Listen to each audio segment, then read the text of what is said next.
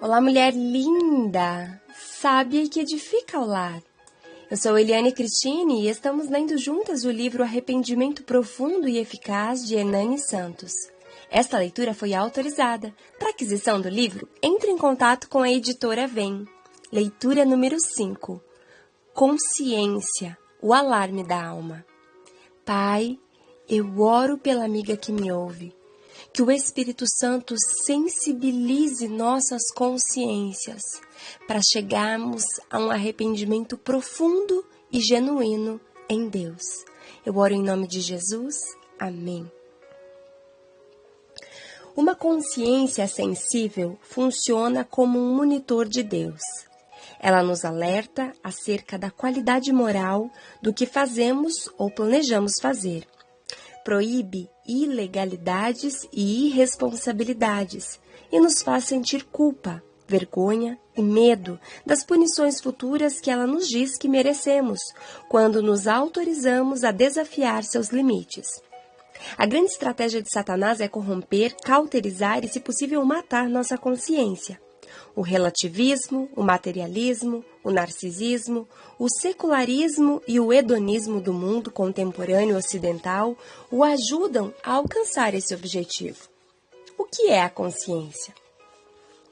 As Sagradas Escrituras nos revelam vários tipos de consciência e o papel de cada uma delas. Vamos ver e aprender. Paulo diz em 2ª Carta aos Coríntios, capítulo 1, versos de número 12, porque a nossa glória é esta, o testemunho de nossa consciência que, com santidade e sinceridade de Deus, não com sabedoria humana, mas na graça divina, temos vivido no mundo e mais especialmente para convosco. E por que Paulo diz isso? Porque ele está enfrentando acusações de desonestidade dos irmãos de Corinto. Pois por várias vezes ele prometeu voltar lá com eles, mas não conseguiu. E agora ele escreve os motivos porque ainda não conseguiu ir a Corinto. E mesmo assim eles não acreditam nele. Então ele diz, dou testemunho de minha própria consciência. Por 12 vezes no Novo Testamento, vemos uma menção positiva acerca da consciência. Para Paulo e os escritores do Novo Testamento, era muito importante que eles tivessem uma consciência limpa. Vamos ver alguns versos do Novo Testamento.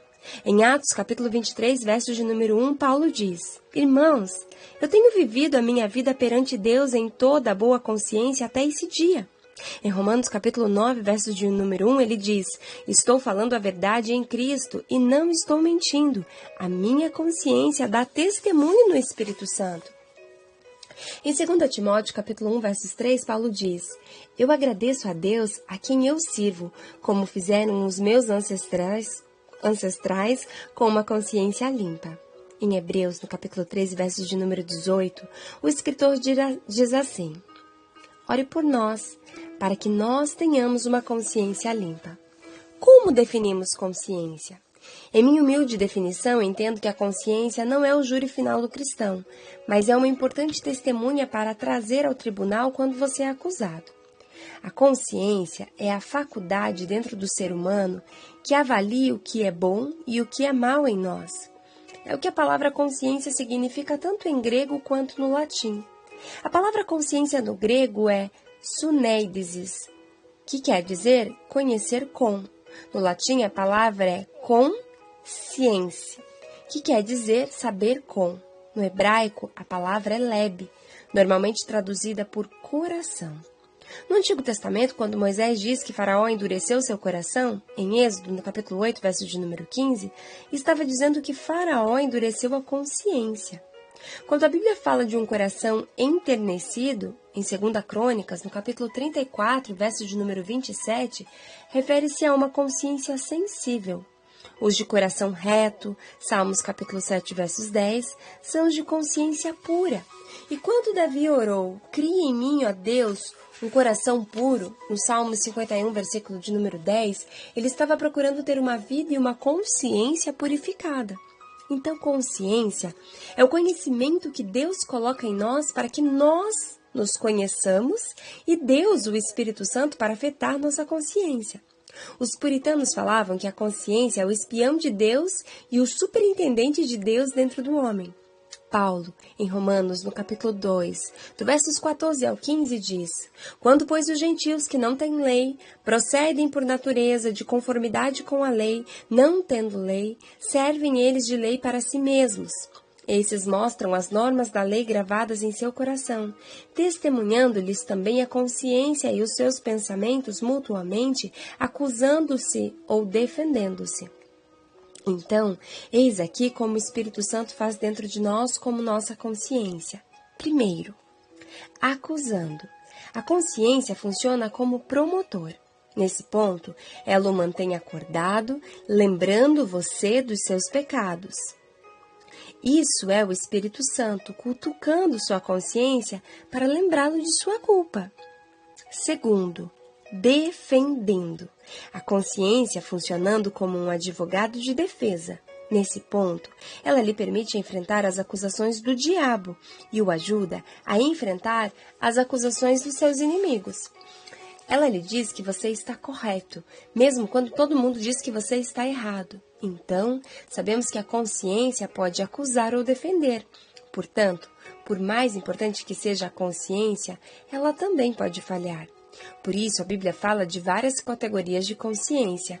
Vamos olhar várias delas. Primeiro, má consciência. O escritor de Hebreus diz em Hebreus, no capítulo 10, verso de número 22, Acheguemo-nos a Deus com o coração sincero e com absoluta certeza de fé, tendo os nossos corações aspergidos para nos purificar de uma consciência má e os nossos corpos lavados com água.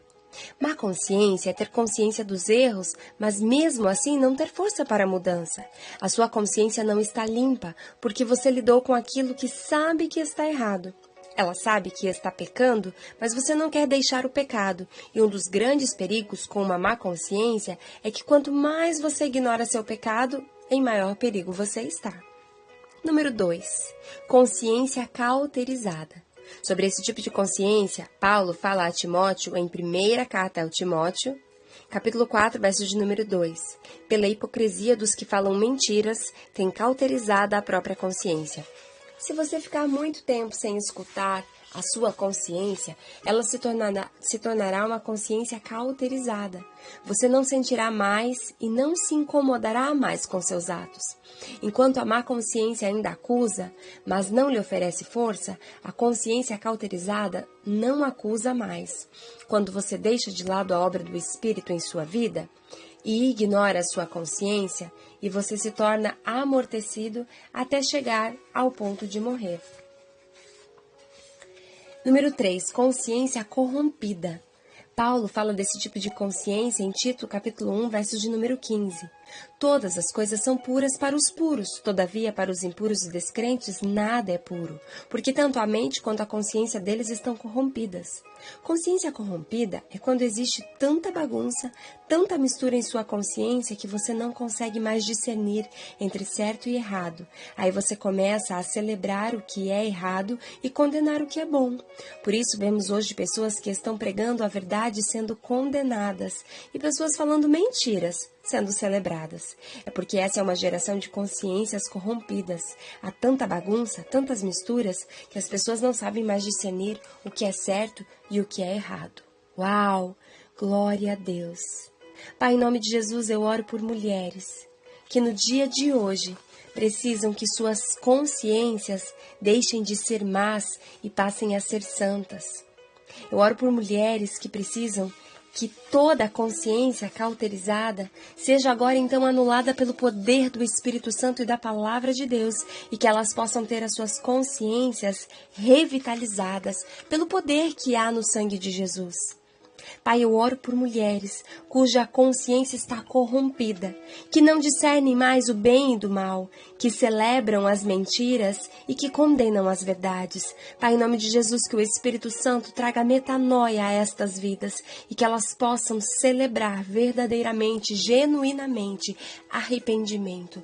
Pai, limpa as consciências, Pai. Limpa, meu Deus, o Espírito, assim como o salmista Davi, o rei Davi, pediu que o Senhor criasse um coração coração nele puro, uma consciência então purificada. Pai, em nome de Jesus, eu oro por mulheres que precisam ter a sua consciência purificada em Ti, restaurada em Ti, para que o Espírito Santo possa novamente falar aos seus corações e que possa a consciência ser juiz delas, Pai, para que elas possam fugir do pecado, abandonar o erro e seguir o caminho de busca e de santidade. Eu oro por mulheres que precisam no dia de hoje dar meia volta e voltar a caminhar diante de uma consciência reta, diante de caminhos abençoadores, nos quais cuja Tua palavra declara santidade e verdade. Oro por transformação, por libertação, por liberdade que há na cruz de Cristo, em nome de Jesus. Um grande beijo, Deus te abençoe e até nossa próxima leitura.